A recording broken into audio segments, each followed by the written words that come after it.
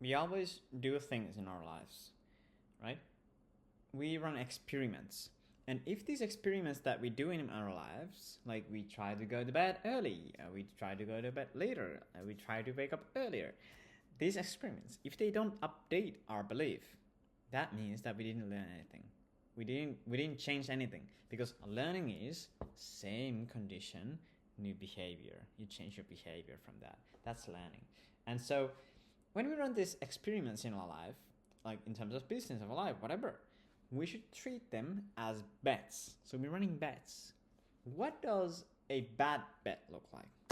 I have a product, like I think that the customer want this. So our bet is that customers want this. Let's see what they think. We go and talk to the customers, they say it's nice. You learn anything? No, you don't learn anything. So what does a good bet look like? You say that I believe that this type of customer will pay 500 euros per month for this product, for this value. That's my assumption. I have the assumption. Next, I have to make that do a bet. So if my assumption is right, this type of customer, 2 out of 10 of this type of customers will pay 500 euros per month before 30 days is over after a demo. That's a bet. That's a bet you can learn from. You run it, you'll learn. And you'll learn like, oh, they don't pay. Clear, understood.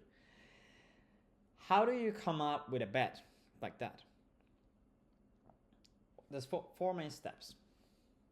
3 main steps first. Let's focus on this. First, think like, okay, what is my assumption? What do I believe in? I believe that this type of customer will pay 500 euros per month. Okay. Then if that's true, what is something observable that will prove that right? So if we demo for 10 people, 2 out of 10 will pay 500 euros per month. All right, pretty clear. Next, by when? Before 30 days is over after demo. Clear, now we have a bet.